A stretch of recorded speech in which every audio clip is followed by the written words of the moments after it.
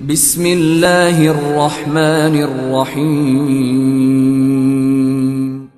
In the name of Allah, the Beneficent, the Merciful. اعوذ بالله من الشیطان اللعین الرجیم. بسم الله الرحمن الرحیم. عزیزان محترم، چند راه حل را برای رشد و ارتقای خودی می‌خواهیم بیان کنیم. معمولا ما همیشه درباره جوانها مباحثی و مطالبی پیش مونم تا جوانهای ازمو معاشی ازمو جوانهایش مخصوصا پیشرفت کنه در مختلف فیلدهای زندگی، در مختلف میدانها پیش کنه. اگر یک جوان میخواد یا یک شخص اگر میخواد ترقی کنه یا پیش بره، خودی خوره یا شخصیت خوره پیدا کنه، یک که حس پیشرفت طلبی را مابین خو حس بیدار کنه. یک دویم که هدف از خود مشخص کنه. برای از اینکه هدف خود مشخص کنه باید برنامه‌ریزی داشته باشه، باید پروگرامینگ داشته باشه. اگر انسان نظم در زندگی خود نداشته باشه، اگر انسان در زندگی خود دیسپلین نداشته باشه، گنته ها پیش تی وی باشه، گنته ها فیسبوک استعمال کنه، دیگه این خودی خود پیدا نمیتونه. نکته ای که خداوند متعال در تمام لحظه های زندگی باید فراموش نکنه. واقعا نمیتونه. خداوند متعال دسته های انسان را میگره و تمام لحظه های انسان باید متکی به پروردگار عالم باشه. تلاش کنه که خود را به مقام بالا برسانه. یعنی تلاش از این باشه، سعیش این باشه که در یک مقام بالاتر برسه، روز به روز به مقام بالا کسته برسه، بلند مقامات خود برسانه، در یک ریزه مقام ریزه اکتفا کسته نکنه. اعتماد به نفس از خود را افزایش بده، یعنی زیاد کنه. واقعا ما در ساحه اعتماد به نفس را غیر روزان در خدمت شما میگم. اعتماد به نفس خود، سلف کانفیدنس خود باید زیاد کنه. صبور، متشکر و با حوصله باشه. همیشه انسان صبور باشه در مقابل مشکلات، در مقابل امزو کار و هدفی که درو میخواه حرکت کنه طرف شي. ممکنه بسیار مشکلات در میراش باید صبور باید باشه، متشکر باشه و از خدا همیشه شکر ادا کسته کنه و اینا رو باید طرف شي کسته کوشش کسته کنه.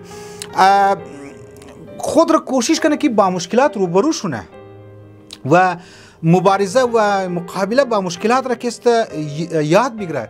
یعنی این ترمانشیه که تا به مشکلات تو روبرو نشده، تا به مصائب و مصیبتات تو روبرو نشده، تو مقابله یا که ما کد از این مشکلات را از بین ببرون تو یاد نمیگیری. مقابله به مشکلات او چه انسان میتونه که روبروش نه به مشکلات. واقعا زندگی انسان از مشکلات که خالی نیست. اقتصادی مشکلات است، ناجوریا هست، مختلف یک اولاد خانش کس نیه دیگه. اقتصادی مشکلات است. هر نمونه مشکلات انسان که روبرو مش نه، انسان باید روبروش نه تا که مقابله کچی کنه. باز نکته دیگه ای که موقع که شرم نخوره در مسائل های ازی که روبرو مش نه یا دمزو هدف خو که میخواه برسه، از شرم محسوس کنه، خجالت زده، همیشه احساس کمتری ایر در خود خو کسته نیره که درباره ارتقای خودی انسان بسیار کلان رکاوٹ است. همیشه انسان پازیتیو سوچ کنه، پازیتیو عمل کنه. دیدی بعضی انسان ها را انسان در زندگی خود منه تنقید بری تنقید و نگاتیو سوچ داره، منفی سوچ داره، منفی عمل منه. حتی وقتی که انسان منفی عمل کرد، منفی سوچ داشت، اول خو برای خود زاد انسان بسیار خطرناک که دمزو هدف شي، دمزو تارگت شي یا دمزو مقصد شي انسان نمیرسنه. دویم منفی سوچ و منفی عمل ایر از انسان ها دور مونه. وقتی از انسان ها دور شد، این دوباره منفی سوچی سیگونه مشه نسبت به انسان ها و امی احساس کمتریشی چارگونه مشه. امی احساس کمتری زوبات مطابق علم نفسیات تبدیل مشه به احساس برتری کاذب، دروغ. از زوبات میگنی که دیگه این شخص دمونی سوسایتی، من جامعه خو، من محله خو تنها ممنه و بسیار زیاد مشکلات روحی نصیب ازی بنده خدا مشنه. جرأت را انسان باید در خود تقویت کنه و استحکام که استبیده.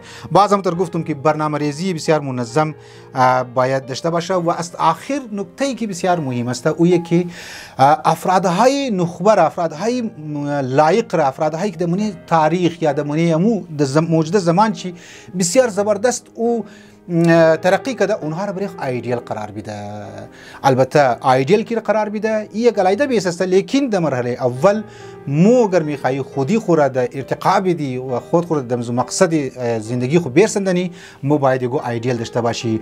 بغیر ایدیال شما زندگی خود پیش رفته یعنی پیش برده نمیتونی.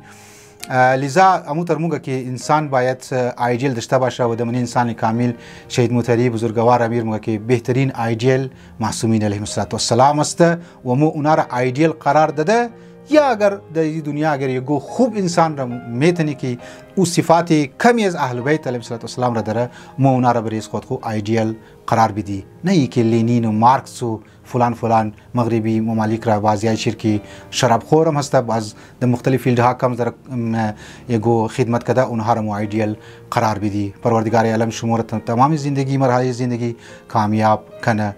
والسلام علیکم و رحمت الله و برکاته.